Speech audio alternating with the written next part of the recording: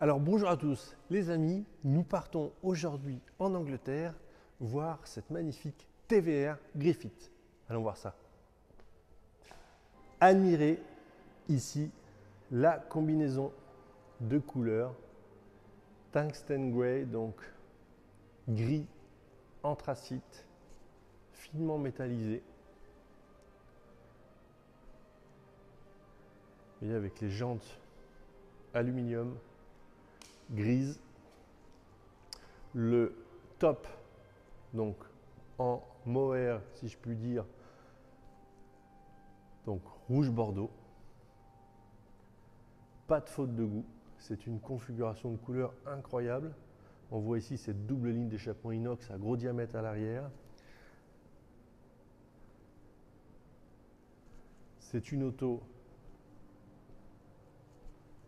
je trouve, particulière.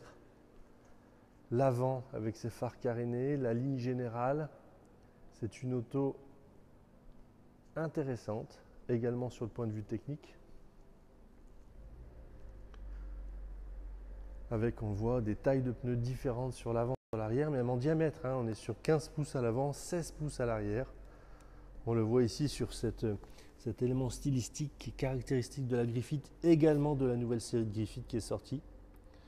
Ici, pour ouvrir la porte, vous voyez, petit détail qui est très sympa. Il suffit de pousser la poignée vers le bas. Tac, et ça s'ouvre. On est ici sur un intérieur d'origine qui n'a jamais été refait, jamais remplacé. On a de la patine de cuir, on a de l'authenticité, on n'a pas quelque chose de neuf qui sorte chez le sellier. Personnellement, j'aime. Avec cette planche de bord et son instrumentation tournée vers le conducteur avec ce tunnel central assez haut et son levier de vitesse correctement positionné. Je vais vous emmener après rouler. C'est une auto incroyable.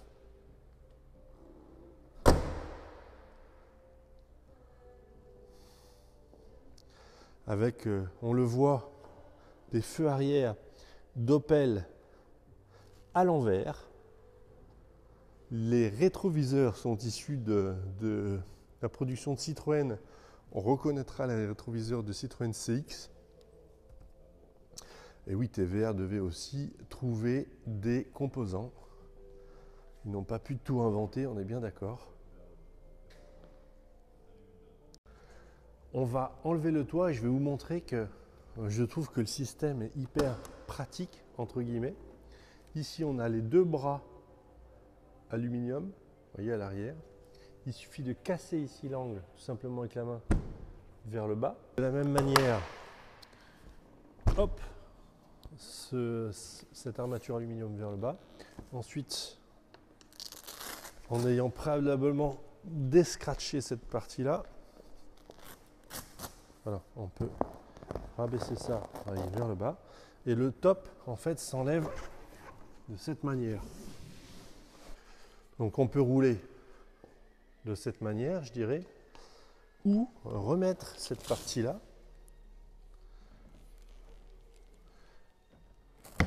Tac, en refermant les bras ici, qui vous donne un petit côté, entre guillemets, targa, qui est vraiment très joli, je trouve.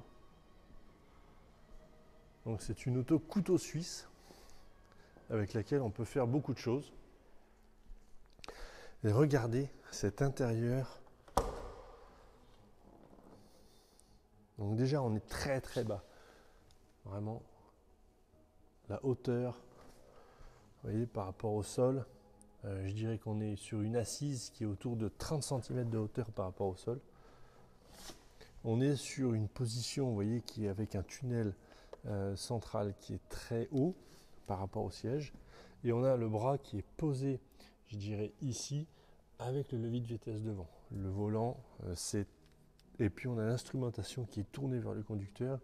C'est vraiment superbe. Ici sur la partie sellerie, vous voyez qu'on est ici sur la sellerie d'origine de l'auto, avec sa patine. Voilà. Donc personnellement, j'aime beaucoup. Refaire, c'est tellement facile, mais garder comme ça, c'est vraiment, je trouve, superbe. Admirez ici la configuration en mode entre guillemets targa, avec la partie supérieure que l'on vient de démonter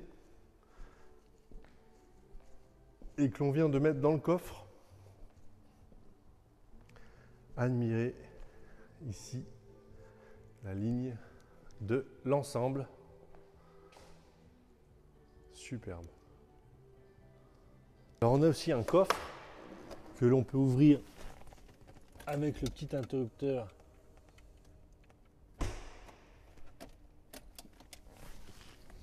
On a un petit interrupteur au tableau de bord qui permet d'ouvrir ici la partie du coffre.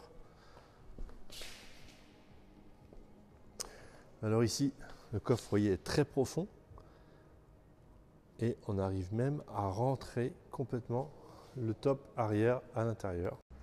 Avec un petit peu de méthode, on a rentré le top dans la partie arrière, ce qui permet encore de mettre 2 sacs souples par-dessus. Allons essayer la belle. Alors, nous voici maintenant à bord de cette petite voiture anglaise. Pour la démarrer, 2 choses sur cette auto. Un flip qui fonctionne, qui sert à ouvrir, fermer la voiture à distance et désactiver l'antidémarrage. Et la clé de contact, voilà, qui est une clé, vous voyez, en imitation bois, logoté TVR. Pareil pour le flip, imitation bois. Voilà. Bon, c'est sympa. Pour la démarrer, donc on insère ici, vous voyez, sur le côté. Hop, c'est une clé d'Opel, ça me rappelle la forme des Opel de l'époque. Ce qui est possible puisque c'est une voiture anglaise, beaucoup d'Opel en Angleterre, les Vauxhall, donc c'est tout à fait plausible. Alors il suffit d'insérer la clé ici, hop, dans le contact, on tourne. Voilà, le moteur démarre immédiatement. On entend tout de suite ce ronron du moteur V8 avec la ligne d'échappement. C'est tout de suite on a envie d'aller se promener avec. Bon, on la fait rouler. Allez, on y va.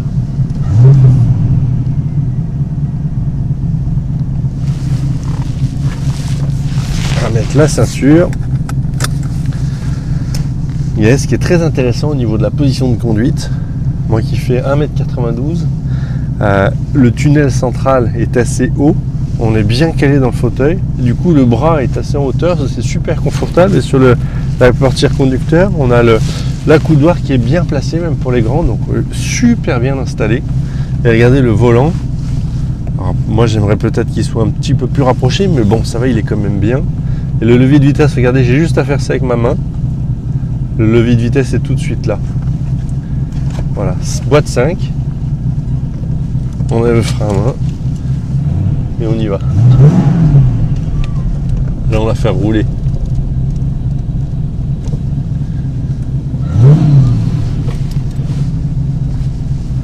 Alors moi, je vais mettre mes lunettes de soleil.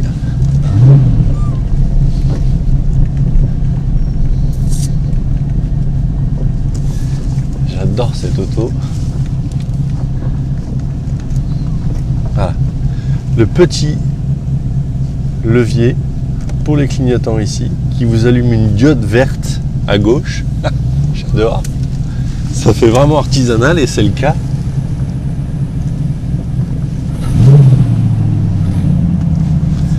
Alors ce ronron du V8, on l'entend tout de suite.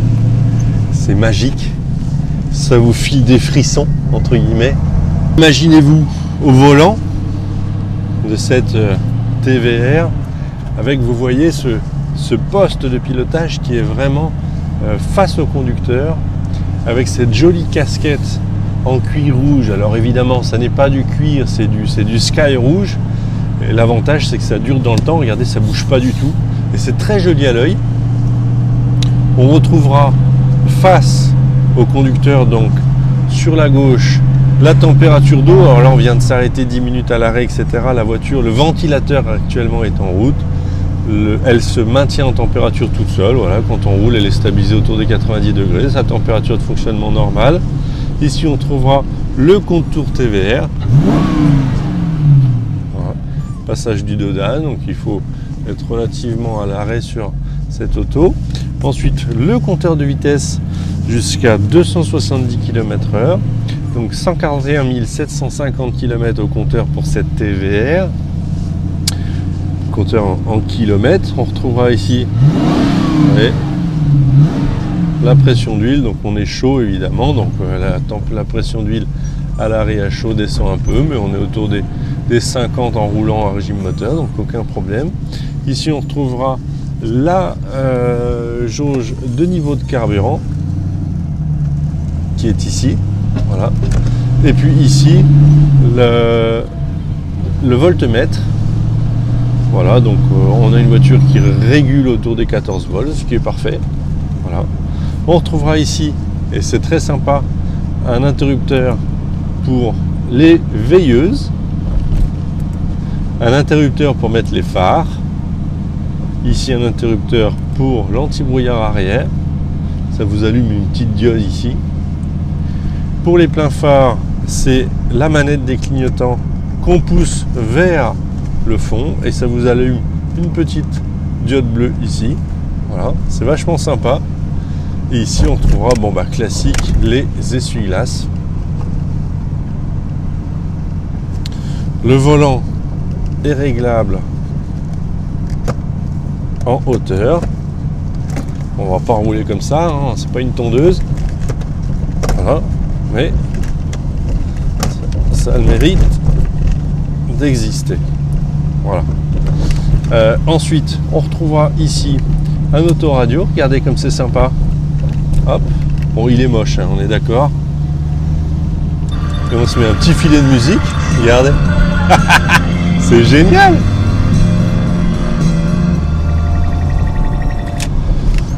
Ici, on trouvera les vitres électriques. Voilà. Et puis ici, chaud-froid pour le chauffage avec les volets, la ventilation sur le haut ou sur le bas. Alors honnêtement, cette voiture, c'est une GT anglaise. On a ce capot, vous voyez, devant soi, on a ce moteur, ensuite la boîte de vitesse, propulsion, donc une architecture technique, donc d'une mécanique tout en long. Personnellement, j'aime beaucoup. Je trouve que c'est la noblesse de l'automobile. C'est une voiture, vous voyez, avec laquelle je suis en 3e, 30 à l'heure. Regardez, je passe un Dodane tranquillement. Je repars en 3e, 30 à l'heure. Regardez. Je suis à 800 tours, 1000 tours. La voiture, elle y va. 400 Nm de couple, c'est une voiture qui est élastique, qui n'est pas piégeuse, avec laquelle on peut faire du cruising, de la balade tranquillement. On peut monter dans les tours, on peut écouter son filet de musique, c'est génial. Regardez, je réitère l'exercice. Ça repart tout seul. La direction est incisive, directe, mais franchement précise. Un bon feeling direction. La boîte de vitesse très facile à utiliser. Honnêtement, le clavetage est bien, la sélection est facile. Alors, imaginez-vous, regardez quand on conduit cette automobile, on a cette casquette tableau de bord qui est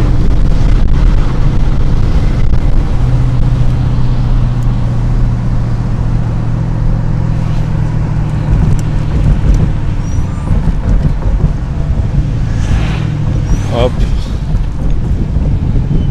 virage à gauche.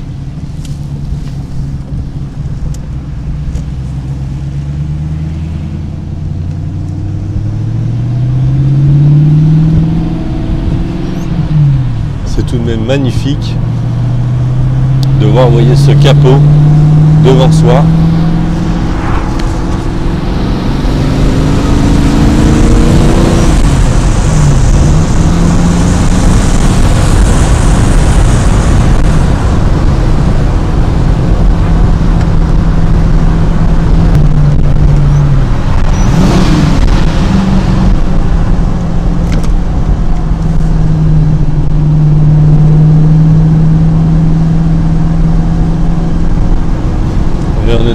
courbe, 70 km/h, extrêmement facile de la positionner.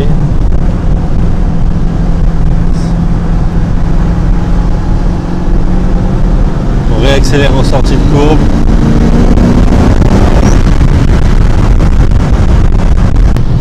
Un plaisir incommensurable avec un petit filet de musique.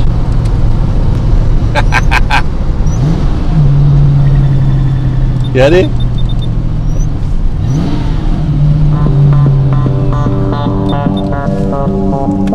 Hop. Regardez comme c'est sympa. Elle est pas belle la vie. Regardez. Le toit est ouvert. On est décapoté. On a une belle auto qui est rare.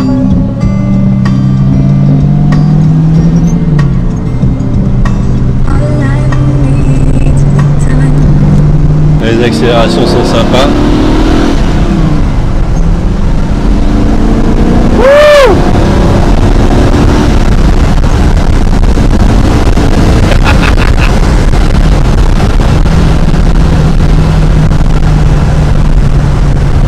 Allez, on est à 90 km/h en 5e, demi-tour, tranquillement, cruising.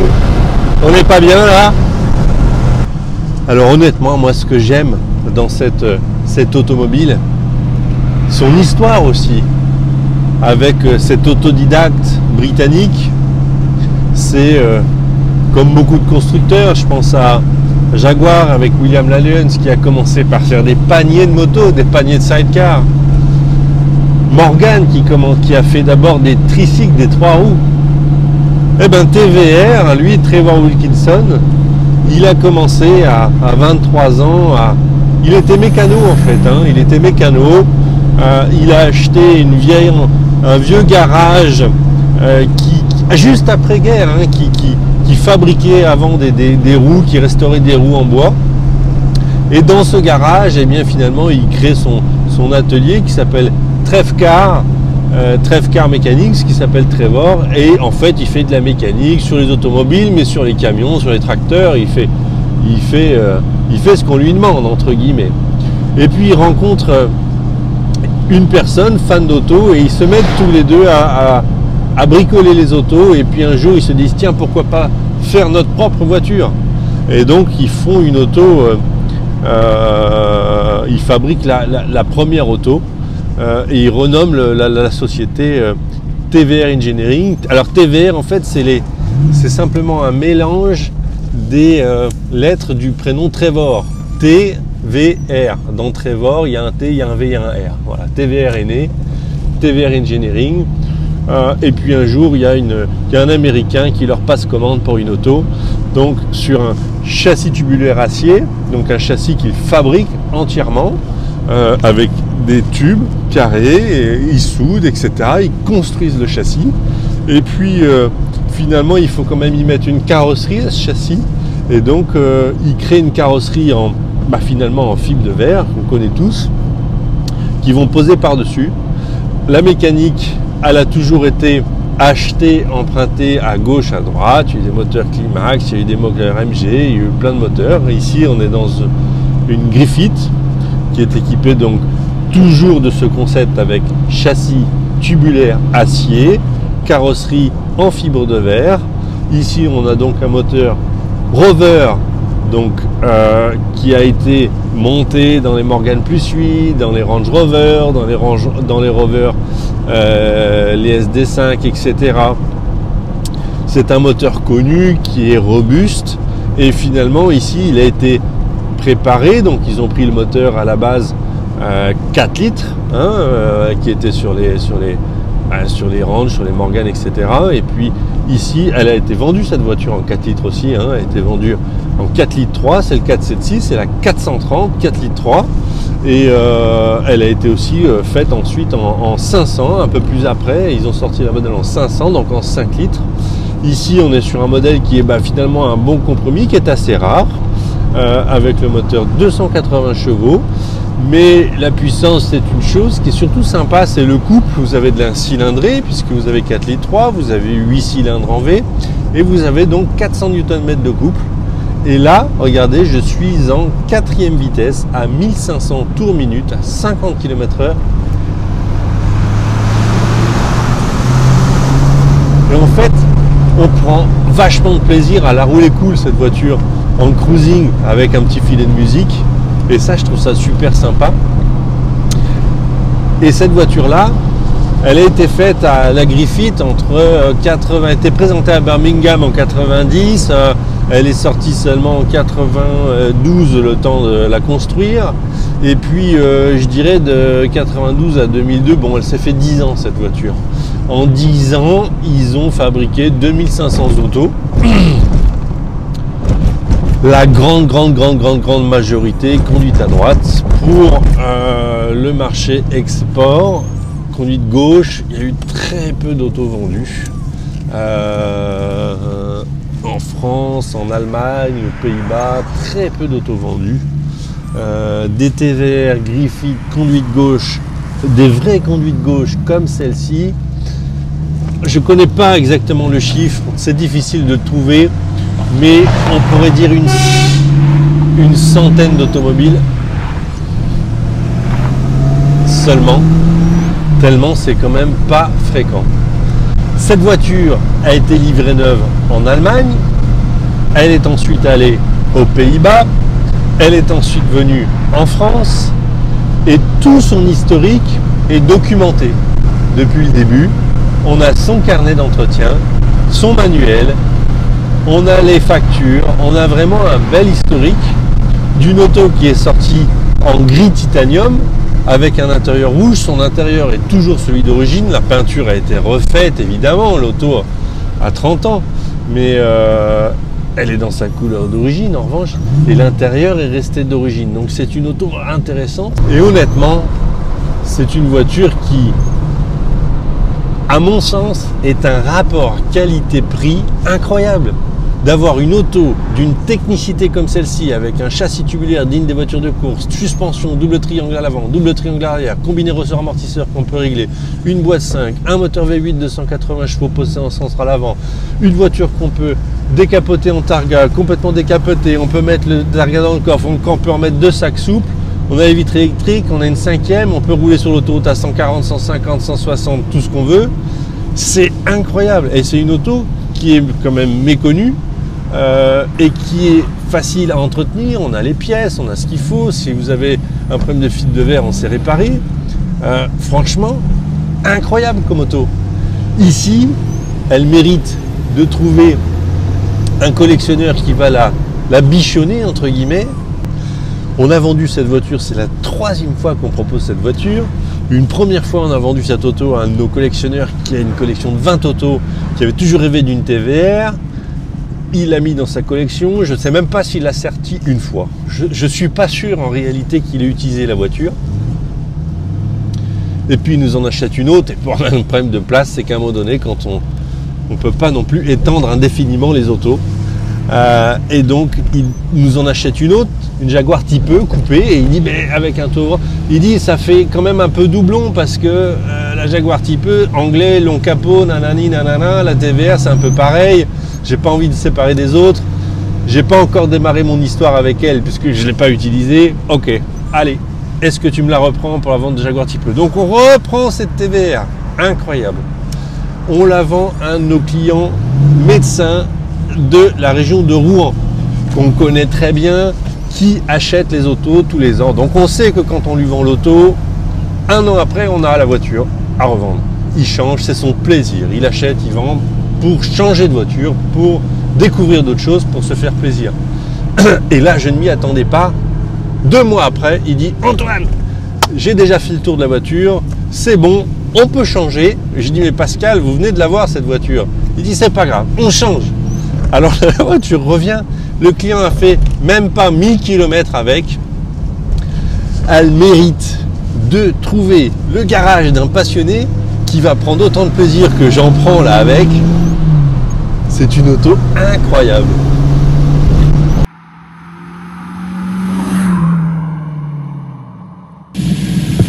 Tour du véhicule en extérieur, à la lumière du jour. Regardez comme c'est beau. été rincé.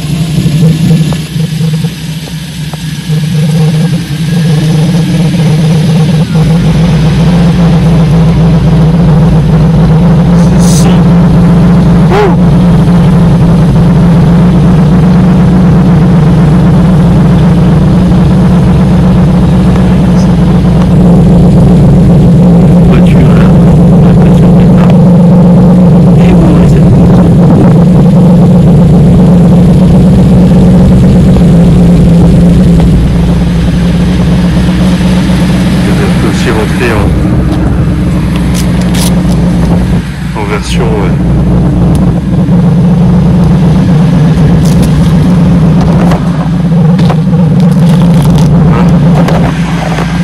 différent.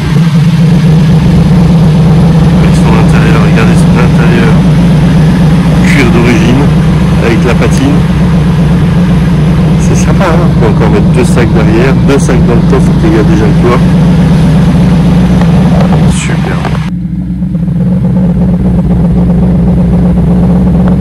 Petit détail amusant pour ouvrir la porte. Hop. Et alors quand vous êtes dedans, l'autre détail amusant pour ouvrir la porte, c'est qu'on a envie de prendre ça comme poignée. Ah mince, c'est le cendrier. La poignée de porte est ici, regardez.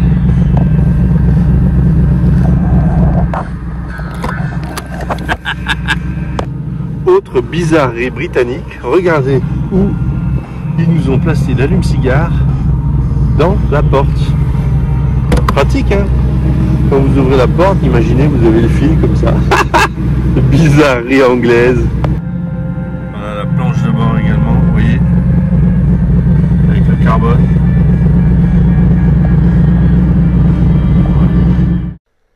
Allons voir les dessous de cette TVR Griffith. Premier tour d'aspect général, entre guillemets. En commençant ici par la partie du dessous, le nez avant. Donc ici, vous voyez quelques traces de frottement, notamment sur les dodanes. C'est une voiture avec laquelle il faut arriver doucement sur les dodanes et la monter tranquillement. Voilà. Mais en tout cas, c'est juste du frottement esthétique. Il n'y a rien de cassé, rien d'endommagé. Voilà. On voit ici tout de suite le radiateur qui est en bel état. Il n'y a pas de fuite. D'ailleurs, la voiture se régule très bien en termes de refroidissement. On arrive ici sur le dessous de la voiture, donc particularité de cette TVR, comme toutes les TVR, châssis tubulaire acier, avec une carrosserie en fibre posée par-dessus, ce qui en fait une auto légère. Donc on est sur une double triangulation à l'avant, donc triangle inférieur, triangle supérieur là-haut, combiné ressort amortisseur, on voit réglable.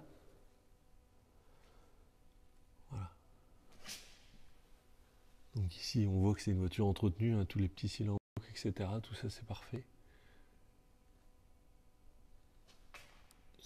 Voilà. La crémaillère, on voit les soufflets. C'est une auto-entretenue, ça se voit tout de suite. Hop. On voit que l'ensemble du châssis tubulaire est vraiment sain. Je vois, elle n'analyse absolument rien. Vous voyez, en corrosion ou autre. C'est important sur le châssis. On voit qu'il a même été traité en cire-corps creux. Donc là, il n'y a rien. Vous voyez, sur l'ensemble du châssis. Voilà, on fait le tour ensemble. C'est une voiture entretenue, ça se voit. Vous voyez, ça c'est de la cire-corps creux anti-corrosion. Donc il n'y a rien d'apparent. C'est une auto saine, ça se voit tout de suite. Ici, donc, le moteur, le fameux moteur Rover, donc V8. Étanchéité parfaite sur ce moteur-là, ça c'est non. Évidemment, vous aurez toujours une petite goutte d'huile entre le moteur et la boîte. Ça, vous aurez toujours une goutte ici, hein, au sol. Ça, c'est sûr. Voilà. En revanche, pour une voiture anglaise, il n'y a pas grand-chose à dire. Voilà. Ici, la boîte de vitesse Rover ben, un peu, je dirais, grassouillette entre guillemets, mais pas de fuite particulière.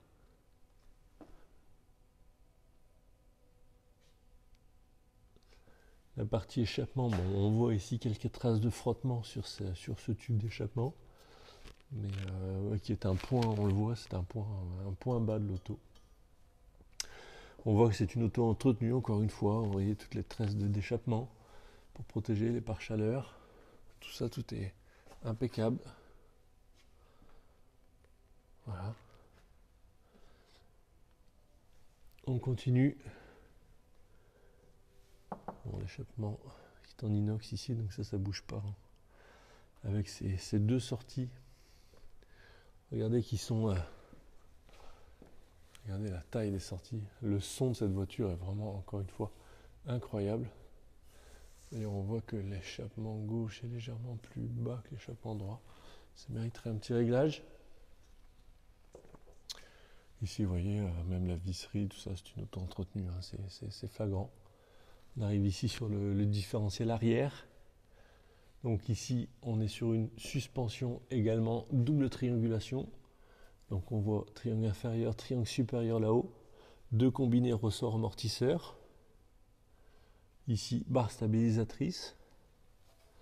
Les deux transmissions, vous voyez, les soufflets qui sont en bon état, il n'y a rien à dire. Donc ici on retrouvera la pompe à essence électrique. Voilà. Les flexibles sont des flexibles renforcés. Flexibles de frein, pardon. Donc il n'y a rien à dire sur cette auto. C'est vraiment, quand on voit une TVR du dessous, je trouve que c'est une auto intéressante parce que c'est une auto finalement de course. Hein. Les voitures de course, on les construisait comme ça, c'est-à-dire un châssis tubulaire, une carrosserie mise par-dessus, double triangulation avant-arrière, ce qui en fait une auto légère, 1 tonne, avec une mécanique V8 préparée, d'origine Rover mais préparée. Et je trouve que c'est une auto hyper intéressante. On le voit sur les dessous, c'est une auto de technicien, ça. C'est évident, évident. Donc rien à dire de particulier sur ces dessous qui montrent tout de suite que c'est une auto entretenue et qui roule bien. Tour du véhicule en commençant par l'aile arrière droite. Ici on a une petite rayure, vous voyez, qui était comblée par du stylo retouche. Également ici une petite rayure, quelque chose qui a peut-être frotté dans le passé. Ça se voit sur le pont élévateur, mais j'avoue que la voiture sur ses roues, ça ne se perçoit pas tellement. Ici, les jantes sont belles, pas abîmées, pas rayées. 10 de frein, parfait. Les plaquettes, 50%. Pneumatiques Michelin 16 pouces. Montres d'origine qui sont des pneus récents, 2023. Hop. Ils viennent d'être remplacés. Ici, rien à dire sur l'état. C'est quoi ça? Non, la saleté. Ça. Non, c'est de la saleté aussi. Saleté. Ici, on arrive sur la roue avant droite. Donc 10 de frein. Là, il n'y a rien du tout. Les plaquettes, on dirait qu'elles sont neuves. Elles le sont à mon avis. Elles sont toutes belles. On a dû les changer. Dernière révision, la révision d'avant.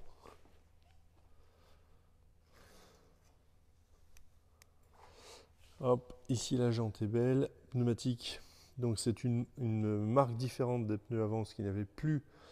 Il n'y avait pas de pneus Michelin dans cette dimension. Donc ici des pneus Hankook. Qui sont récents ici pour ces pneumatiques là. On n'a pas la date ici sur l'extérieur, on l'aura par l'intérieur.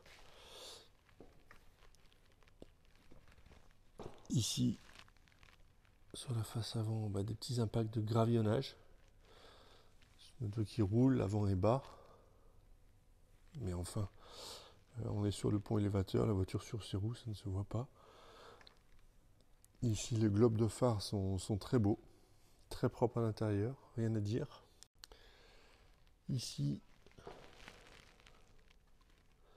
petite trace de gravillon là avec du stylo retouche. Ici, pareil, petits éclats, on le voit ici, de gauche à droite, des éclats de gravillon. Notez qu'il y a une certaine patine de gravillonnage entre guillemets. Et enfin, elle roule. Ça, c'est l'essentiel. Ici, il n'y a rien de choquant, rien de particulier. Pareil pour le globe de phare, très très beau. Ici, ça c'est de la saleté. Ici, la jante également est belle. Les pneumatiques, on en a parlé. La carrosserie, donc pareil, on a un petit peu de gravillonnage, vous voyez, derrière le pneu, évidemment. C'est la partie inférieure ici du ce qu'on appelle le bas de caisse vulgairement est très exposé. Donc c'est normal, enfin rien de choquant encore une fois.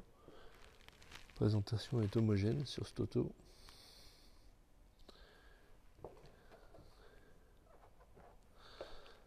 Ça, ouais, une petite marque sur la peinture.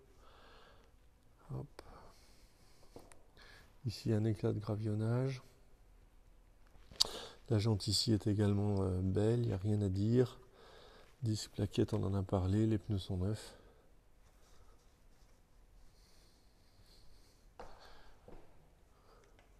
Hop. Ici un éclat.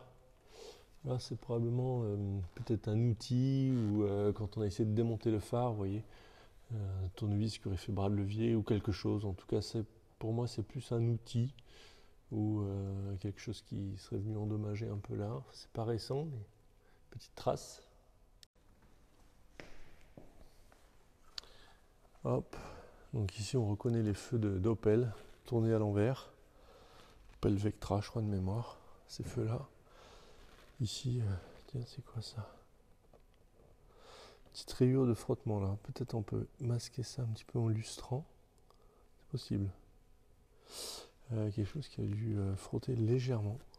Alors j'avoue que je ne l'avais pas vu, la voiture sur ses roues. On le voit ici sur le pont élévateur.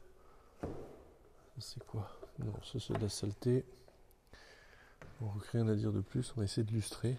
Sans promesse, mais on va essayer d'atténuer. Ici, le feu est parfait. Superbe. Ici, tour du véhicule en partie supérieure.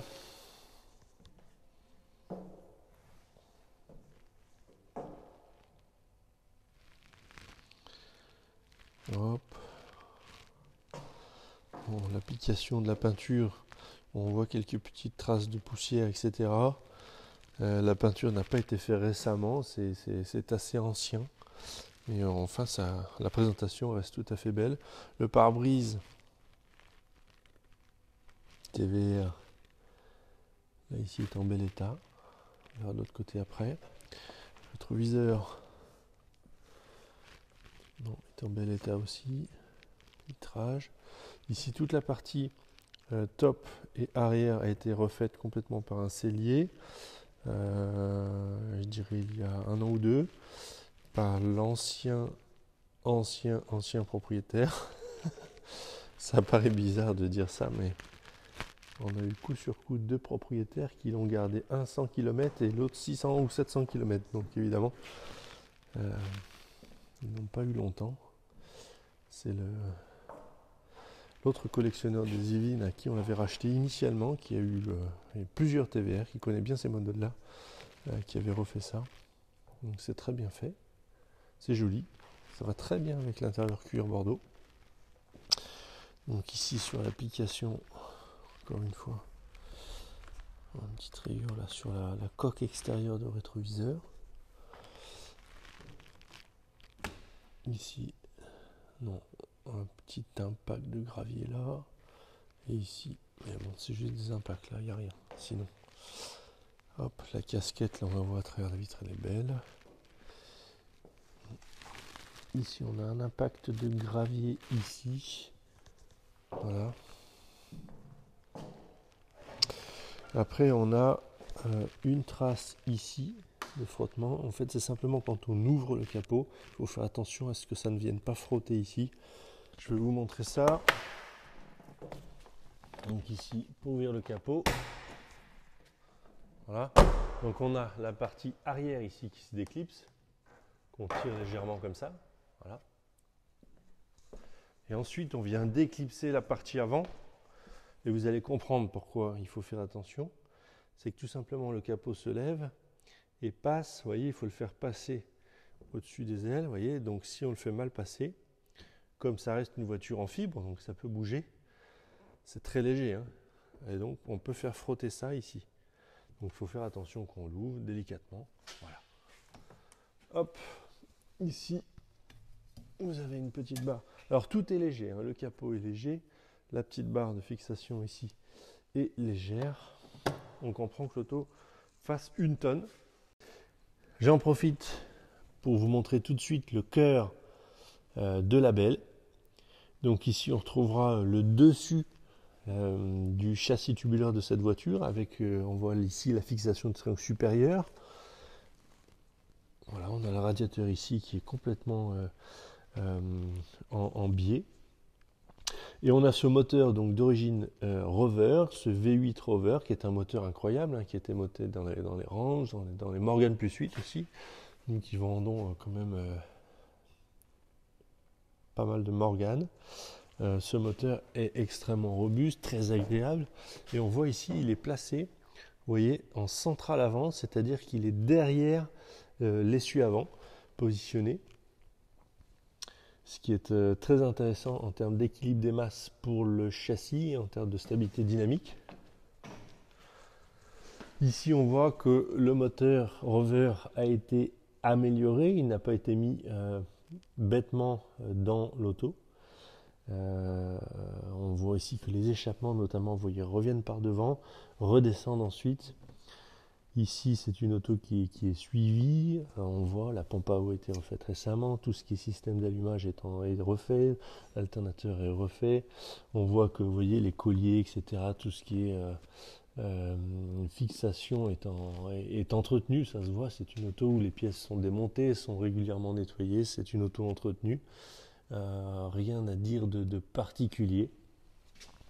Ici, on a son numéro de châssis, vous voyez. 11360 à la fin, gravé. Voilà. Ici, on est sur une plaque homologuée TVA. C'est une voiture qui est conduite à gauche, d'origine allemande. Donc une vraie conduite à gauche, pas une transformation. Voilà. Et ici, si vous voyez, c'est une 430.